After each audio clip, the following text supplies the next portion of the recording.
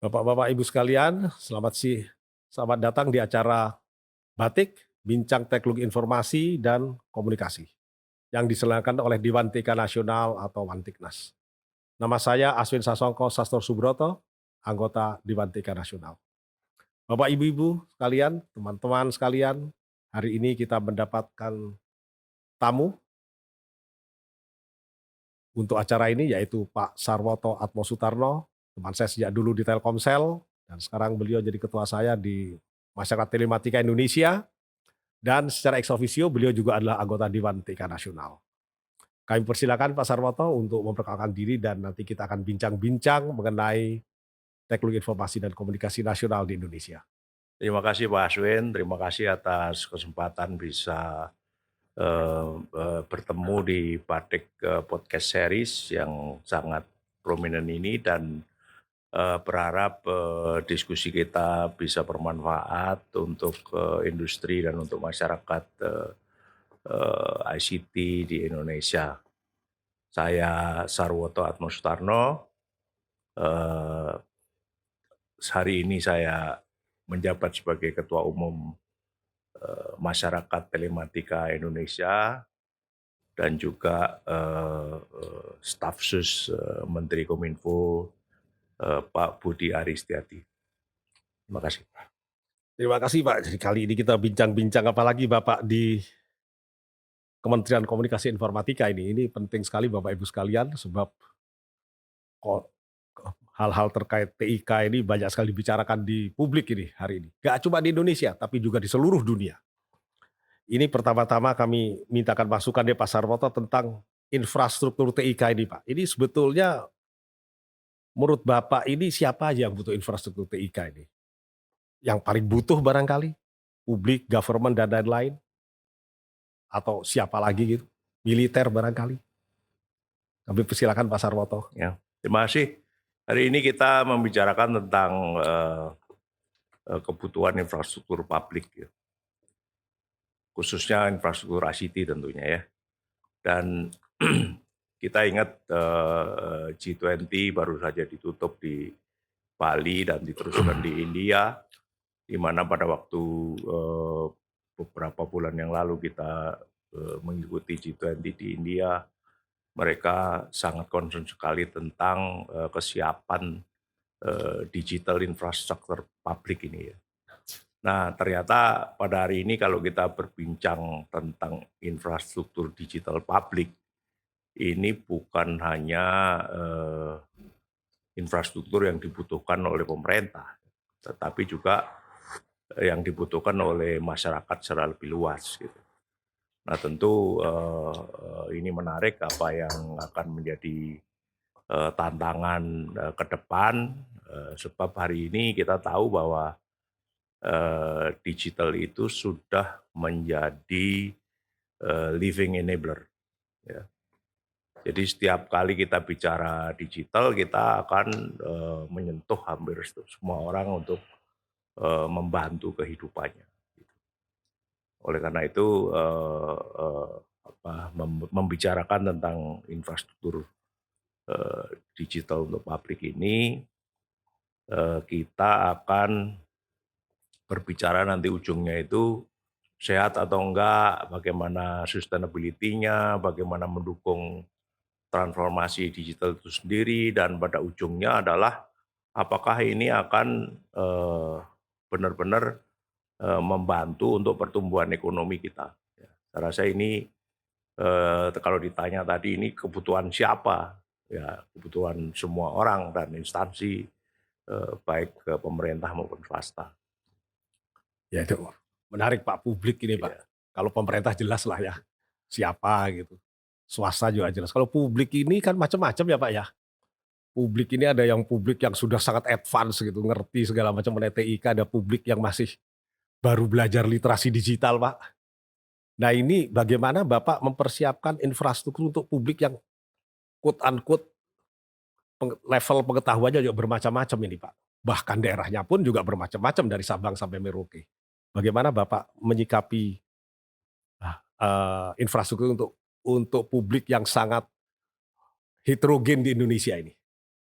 Ya, Terima kasih Pak Aswin. Jadi banyak sekali, definisi-definisi tentang infrastruktur ICT publik ini, tetapi, eee, kita hari ini kalau mengacu kepada teknologi perkembangan hari ini itu, yang disebut infrastruktur publik itu bukan hanya akses internet ya, Oh ya, betul. bukan hanya akses internet.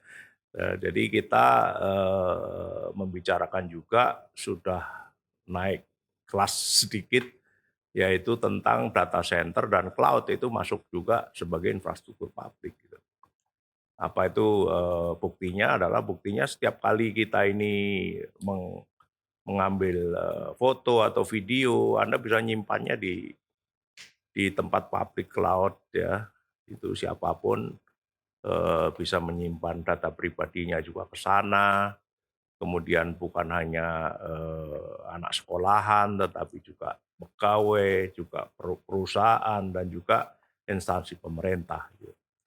Sehingga, kesiapan infrastruktur publik ini menjadi sangat penting seperti infrastruktur yang lain gitu, sangat strategis untuk, diupayakan, ketersediaannya dan juga, kesinambungannya terutama juga antisipasinya terhadap, teknologi yang berkembang di masa depan. Iya iya, ini menarik Pak, sebab ini publiknya banyak, tetapi ternyata kan infrastruktur publiknya juga tersedia nih, buat semua publik ini. Tadi yang terakhir tadi Pak Sarwoto sampaikan mengenai teknologi itu menarik sekali Pak, sebab teknologi berkembang terus Pak. Itu 4G, belum tuntas beres, sudah ada 5G, dan seterusnya. Ini bagaimana, apa, sikap kita sebaiknya menghadapi perkembangan teknologi yang demikian cepat ini. Ini operator kan juga perlu investasi ya. Untuk investasi mestinya mereka perlu minjem uang dari perbankan barangkali atau tambahan dana dari investor, dan tiba-tiba teknologi sudah berkembang lagi dan mereka harus keep up lagi dengan teknologi yang baru ini. Ini bagaimana menyikapi hal-hal semacam ini Pak Sarwoto ini? Ya, saya rasa ini kita tahu bahwa, teknologi itu tidak bisa kita bendung, bahkan hari ini pun, kalau kita bicara konstelasi Indonesia, itu tidak hanya membicarakan teknologi yang berkembang dari laboratorium sampai dengan, komersialisasi ya, tetapi juga harus kita lihat juga, kondisi, struktur industrinya itu sendiri dan juga, regulasinya Pak Aswin. Jadi, pertama kalau kita melihat, perkembangan teknologi infrastruktur dulu itu kan kita, tahu ada yang namanya telco ya, ada Telko namanya, zaman dulu ya, ya dulu ada Perumtel, ada Indosat, Perumtel zaman saya kemudian dulu. kemudian berkembang, tahun 95 kan negeri kita ini udah memutuskan untuk, pemerintah udahlah nggak usah ikut-ikutan, sebagai provider, jaringan atau infrastruktur sehingga, dilepaslah, pengaturan kita itu menjadi kompetisi. Sehingga kita ingat bahwa ada, lebih dari 11, operators sejak tahun 95 sampai dengan 2000-an ini, terus, menyediakan, infrastruktur digital untuk publik ini, sekaligus mereka berkompetisi. Nah, kemudian kita tahu bahwa perkembangan teknologi juga yang menyebabkan ada yang disebut, techco, teknologi company atau yang sekarang juga disebut sebagai OTT, over the top. Kita tahu sekarang ini kita nggak bisa juga, eee, me mengesampingkan peran, GovTech ini karena sehari-hari kita pakai messenger, kita pakai, video provider, itu adalah diselenggarakan oleh OTT yang memakai, infrastrukturnya telco. Nah, tapi yang menarik, Pak Aswin dan teman-teman, hari ini muncul satu istilah baru yang namanya government technology atau GovTech.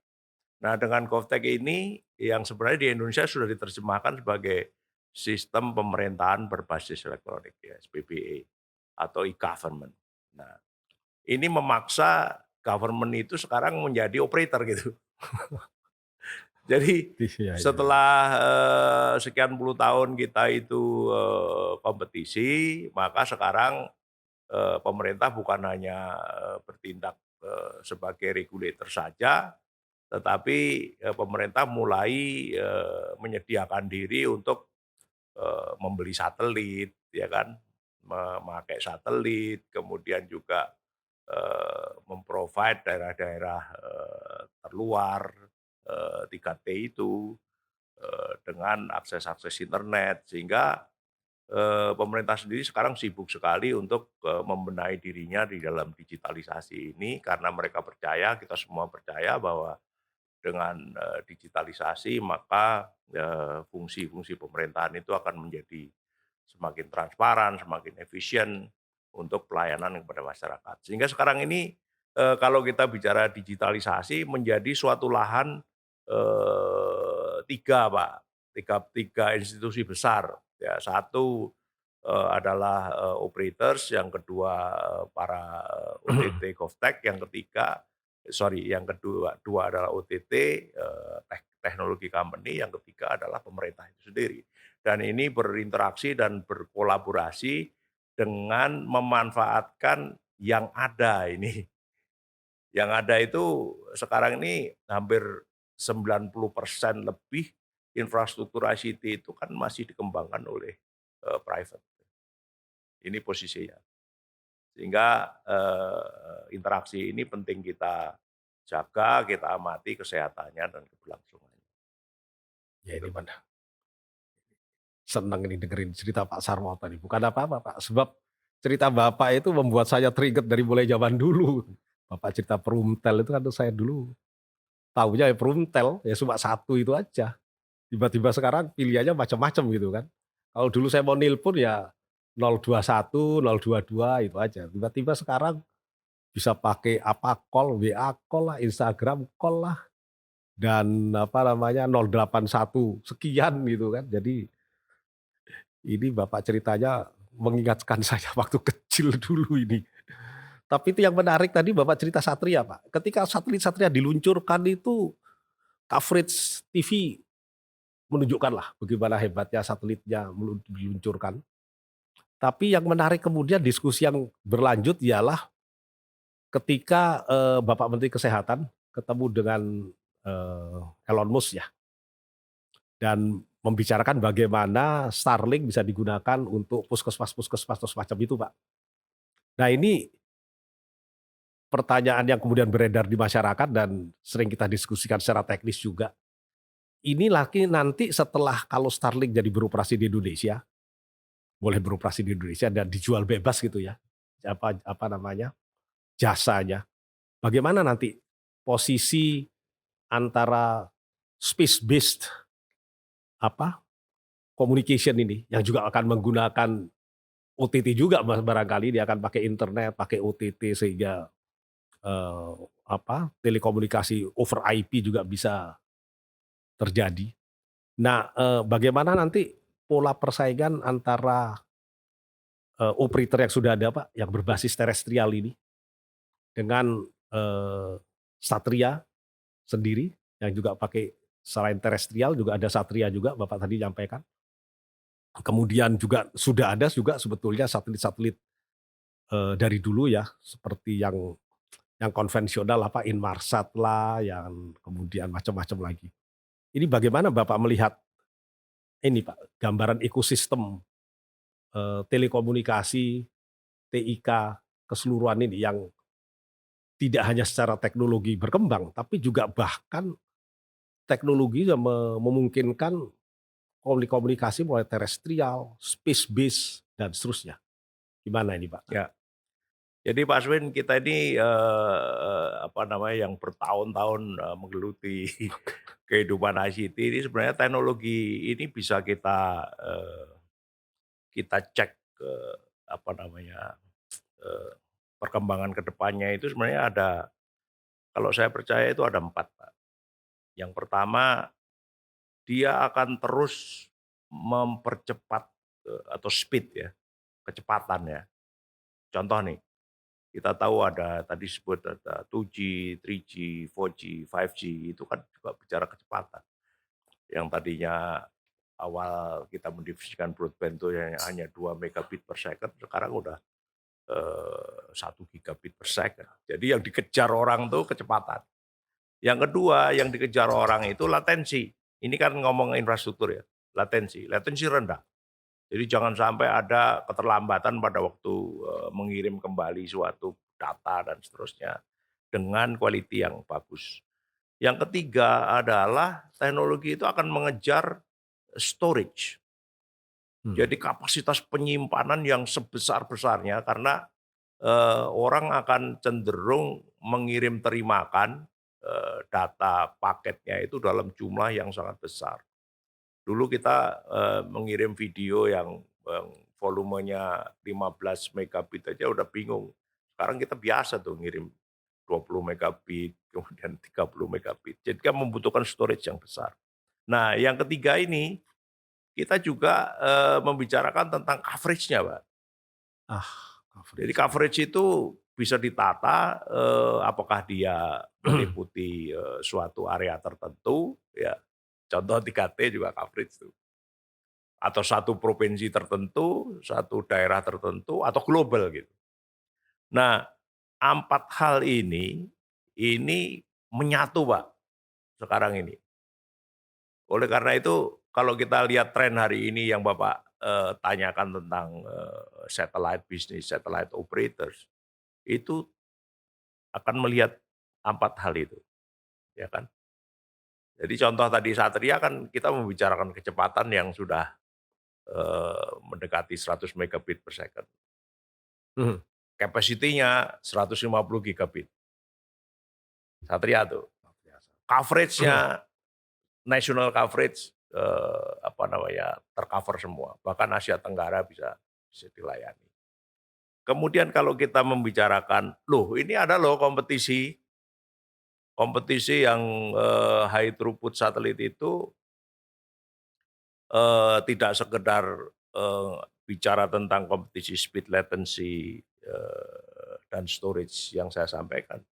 Tetapi coverage-nya lebih mudah diatasi karena, tidak ada banyak rintangan untuk menambah gateway di darat, Ya, ya, ya. ya kan? Iya ya, Dan itu gampang. muncullah yang namanya Starlink tadi kan, salah satu contohnya, yang memakai bukan hanya geostationary orbit, tetapi juga, LEO ya, Low low Earth Earth orbit. orbit. Ya, dan ini memang ada konsekuensi untuk, peluncuran satelit yang lebih banyak, tetapi, tidak memerlukan lagi BTS-BTS di darat gitu. Bahkan saya dengar juga, yang namanya handphone-nya, handset-nya udah dijual juga. Jadi udah langsung apa yang tadi saya sampaikan itu, yang kita sehari-hari bingung untuk, apa namanya, menarik kabel, fiber optik, mendirikan menara, akuisisi tanah, mengurus IMB dan sebagainya itu, tiba-tiba lenyap karena hanya representasikan oleh, LEO satellite yang, beberapa ratus sudah meng-cover, seluruh Indonesia. Jadi ini adalah suatu kompetisi, Pak, suatu kompetisi, tetapi jangan lupa bahwa setiap negara mempunyai otoritas, Betul, dan betul. regulasi, yang harus terus diperhatikan oleh para pemain. Sebab kalau tidak, maka, apa namanya, kompetisi ataupun penyelenggaraan ini menjadi tidak jelas gitu.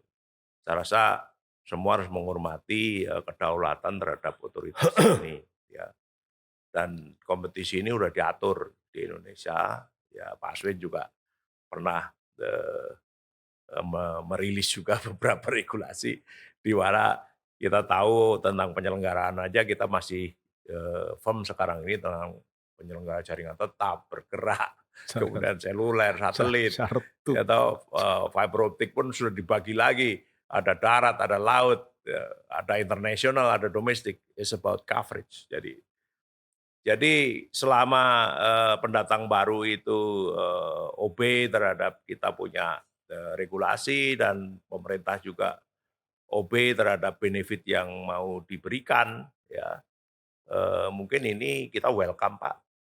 Menurut saya sih kita welcome asal semua tertata dengan baik dan merasa, oh ya ini sudah kompetisi yang sangat sehat gitu, rasa gitu, Pak. Iya ya, saya kira saya pribadi karena saya belajarnya engineering, Pak. Saya setuju sekali sama pendapat Sarwono tadi, sebab teknologi kan nggak bisa dibendung, Pak. Gimana mau bendung teknologi? Dan kalau ada terus kita bilang, "Oh, gua nggak mau pakai teknologi baru ah, mau pakai teknologi lama aja." Ya nggak mungkin juga. Masa kita mau kembali ke telepon kabel yang ke rumah-rumah seperti dulu ya, Pak, ya. Jadi kita akan adopsi juga teknologi-teknologi baru itu. Yang menarik mungkin ini, Pak, apa namanya, dengan adanya berbagai macam teknologi tadi tersebut dan berbagai macam pemain tadi yang Bapak sampaikan, itu berarti sekarang kita bicara tentang berbagai stakeholder juga ini, Pak. Multi stakeholder ya, bahasa kerennya lah. Pokoknya stakeholder-nya macam-macam lah, dari mulai akademisi, bisnismen, bisnis industri, kemudian apa namanya, masyarakat, aktivis-aktivis juga banyak, Pak, organisasi-organisasi ini. Bagaimana Bapak melihat peran berbagai multi stakeholder ini dalam pelaksanaan ekosistem digital yang tadi Bapak sampaikan tadi? Ya dari mulai satelit sampai handphone-nya langsung ke satelit tadi kan tadi Bapak sampaikan. Ini peran multi stakeholders itu sejauh apa ya? Apakah masing-masing punya peran sendiri dalam regulasi yang ada ini? Ataukah akan ada pengaturan-pengaturan tertentu? Oke, kalau gitu mungkin untuk mengembangkan hal-hal tertentu, ada regulasi yang akan meminta stakeholder tertentu mengembangkan sesuatu gitu, atau bagaimana, Pak?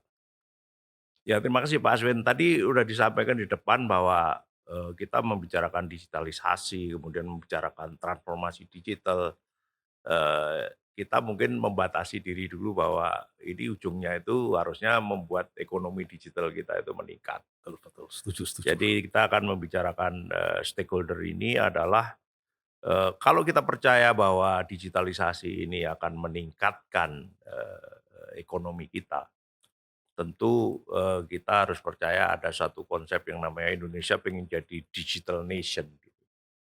Nah, digital nation itu tentu dia ada bicara tentang pemerintahannya, masyarakatnya, dan juga bagaimana ini berinteraksi untuk menuju, society yang secara ekonomi sejahtera. Jadi, eee hari ini Pak Aswin, ekosistem kita ini kan kalau bicara angka, dari BPS beberapa bulan yang lalu itu kita tracking bahwa ternyata, sektor kominfo itu, eee, porsi terhadap PDB itu belum ada 7% Aduh, ya, masih total perlu berkembang porsi, lagi nih, ya ya ya. ya. Nah kemudian itu dari sisi sektor ya, kalau dari sisi, apa namanya, pengeluaran, itu pengeluaran pemerintah itu kalau total semua dikeluarkan itu 1/7 dari PDB, kira-kira ya 1/7. Nah, anggaran pemerintah untuk itu kecil sekali gitu, per tahunnya itu untuk digitalisasi saya rasa kurang dari 30 triliun ya, anggaran pemerintah. Sehingga ini adalah, kondisi-kondisi, yang kita hadapi, suatu challenge di mana kita pengen menjadi, digital nation. Ya, digital nation itu, tentu ada regulasi yang harus kita perbaiki, pengendaliannya, infrastrukturnya yang hari ini kita bicarakan, kemudian aplikasi yang mau dibentuk, kemudian, aktivitas digital masyarakat dan pemerintah, kemudian yang paling penting juga, SDM digital, Pak, literasinya, ya. Kemudian, ada nggak, teknologi penunjang dan riset dan inovasi. Nah, hari ini kalau kita lagi-lagi kembali kepada ekonomi digital, OECD itu bilang kalau you sebagai digital nation, maka, porsi, digital terhadap, PDB itu harus lebih daripada 20%. Jadi PR kita masih besar Pak Aswin, untuk mengejar itu, apalagi kita bicara 2045 yang kita punya cita-cita yang sangat, luhur, sangat tinggi. Ayo kita, kejar bersama ini yang namanya, digital nation, kemudian, eee eee, kembali lagi bukan hanya teknologi, ya. Kalau kita lihat struktur yang tadi saya bicarakan, dari pengeluaran saja, import kita terhadap barang dan jasa digital itu lebih besar daripada ekspor. Jadi kalau kalau kita mau mendorong, tetapi ternyata bahwa impor kita masih jauh lebih besar dari ekspornya, kurang lebih 2 sampai 3 miliar dolar setahun. Jadi ini tantangan besar, sehingga kalau menurut saya sih, supaya ini terjadi lebih cepat, maka kita harus fokus kepada yang tadi Pak Aswin sudah singgung, bagaimana mendorong investasi itu terjadi, ya. Yang kedua, bagaimana mendorong inovasi masyarakat ini terjadi, dan ini terbuka lebar dengan adanya banyak teknologi yang bisa diadopt oleh anak-anak muda kita, terutama tentang AI, tentang IoT, ya, tentang big data, tentang yang lain-lain yang sering sekali kita sebut-sebut di dalam apa namanya, seminar dan sebagainya. Tetapi saya ingin juga menekankan bahwa selain investasi dan inovasi, kita juga bicara edukasinya, gitu. Ini yang selalu harus kita lakukan untuk kita bisa mengejar sebagai digital nation itu. Iya, iya, ini yang terakhir tuh menarik sekali, Pak. Sebab saya dulu itu kerja di lembaga penelitian, Pak. Kerja di industri, bikin peralatan-peralatan TIK ini dulu kan. Jadi dari mulai sentral telepon digital sampai apa namanya, transmisinya dan seterusnya. Yang menarik itu pertama kalau Bapak melihat SDM, pengembangan SDM berarti kita perlu untuk edukasinya. Kemudian tentunya kalau bikin produk itu nggak langsung jadi gitu ya. Ya harus ada paling nggak ada risetnya dulu lah sedikit, ada development-nya, kemudian engineering-nya, kemudian industrinya harus siap. Nah ini, dari gambaran Bapak tadi kelihatan apa, karena ekspor kita di bidang digital tadi masih lebih kecil, jauh lebih kecil dibandingkan import kita. Saya kira ini yang Bapak sampaikan itu tantangan besar buat kita nih, Pak. Nah ini tantangan-tantangan semacam ini saya kira perlu apa, dihadapi bersama, nggak cuma pemerintah saja tapi juga saya pikir nih tugas seluruh multi stakeholder ini Pak, jawab tantangan seperti ini. Sebab ini tantangan berat ini, sebab kita kan bersaing ya dengan berbagai negara di dunia kalau kita akan meningkatkan ekspor produk digital kita.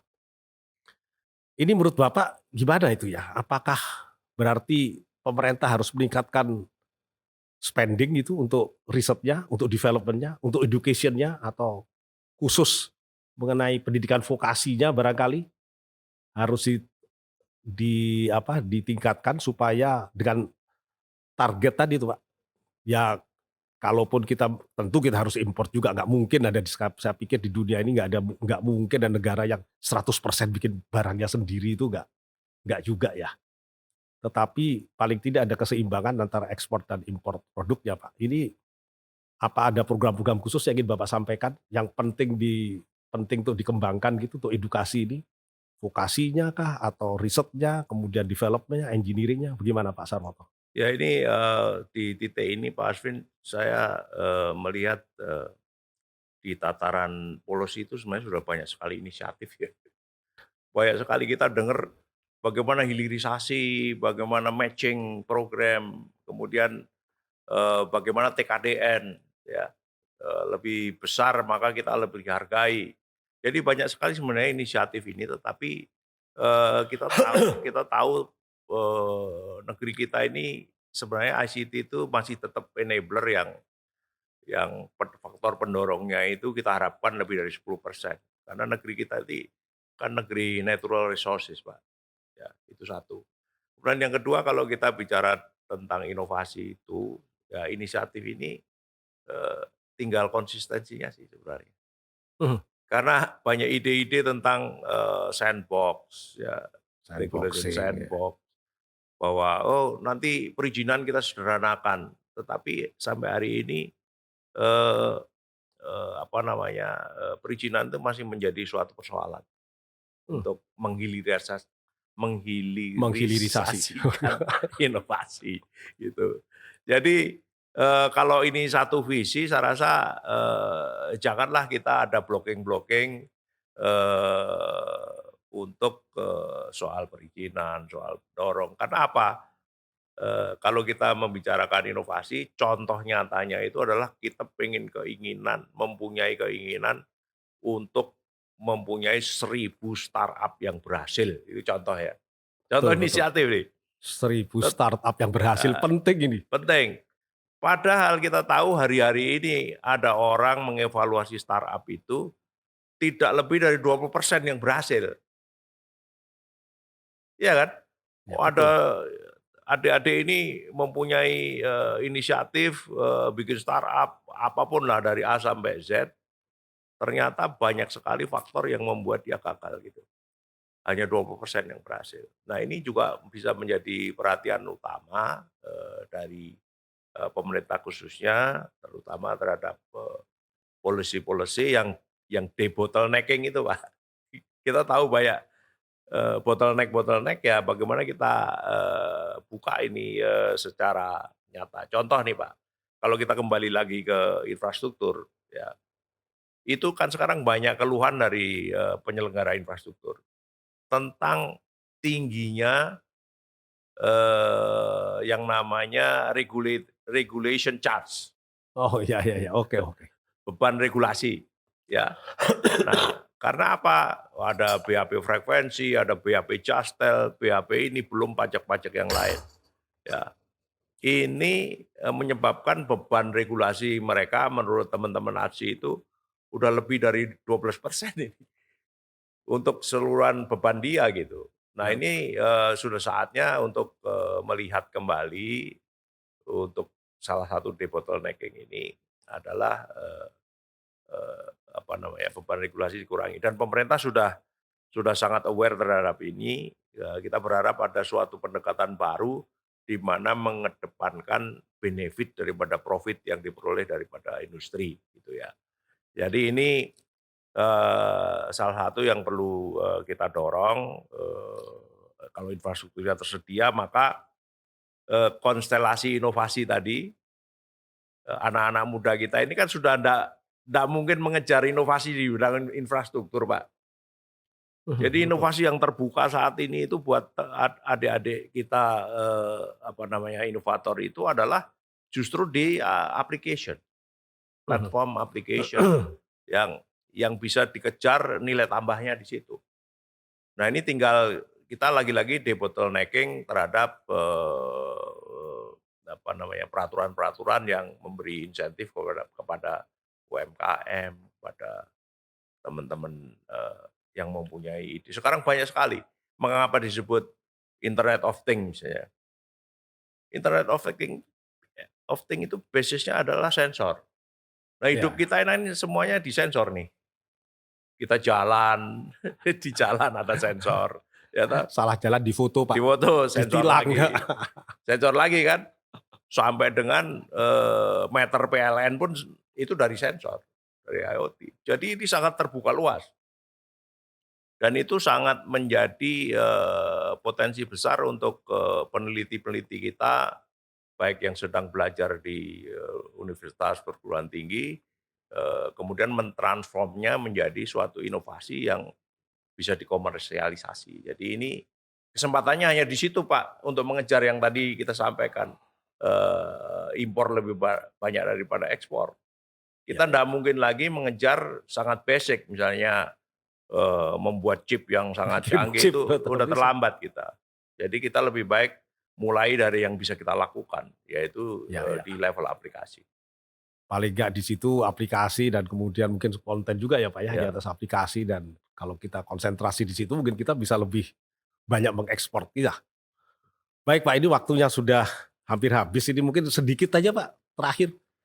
Sebab saya dengar dari teman-teman, pemerintah akan mengirim high high officer delegate ke IGF 2024 ke Kyoto. 2023, Pak, di Kyoto. Dalam waktu dekat ini mungkin ada harapan-harapan yang diharapkan dari oleh-oleh dari IGF 2023 ini untuk pengembangan di Indonesia? ya, saya rasa kalau kita melihat, kegiatan pemerintah, terutama dari sisi policy and regulation, pemerintah harus mengikuti apa yang terjadi, dinamika, terkini gitu, ya kan. Nah, salah satu contoh kembali lagi kepada, tentang infrastruktur digital. Kita ini, bukan hanya migrasi dari 4G ke 5G ataupun 6G, tetapi juga, basic, internet kita itu masih di IPv4, ya kan? IPv version 4 ya, betul Kita harus betul. pergi ke IPv6 atau 5 atau nanti itu berkembang seperti apa, trackingnya harus jelas tuh, Pak. Makanya saya setuju sekali kalau, kita harus bukan hanya melihat, apa yang terjadi di perkembangan terakhir, di skala internasional, tetapi bagaimana kita pintar-pintar benchmarking. Mhm, Jadi baik baik. benchmarking ini penting, misalkan Indonesia ini selevel apa sih? Oh India, Cina, terhadap populasi, terhadap, PDB per kapita dan sebagainya. Mungkin itu, yang paling cocok untuk kita, meregulasi, sesuai dengan perkembangan teknologi dan layanan. Sip Pak, terima kasih Ya, sekali. Bapak Bapak, Ibu-ibu sekalian, teman-teman yang mendengarkan acara kita hari ini, kami harap ini memberikan masukan berharga. Tadi yang disampaikan Pak Sarwoto itu penting sekali bagaimana hilirisasi, dan ini kesempatan kita, terutama kalau di samping di aplikasi tadi bisa kita kembangkan bersama-sama.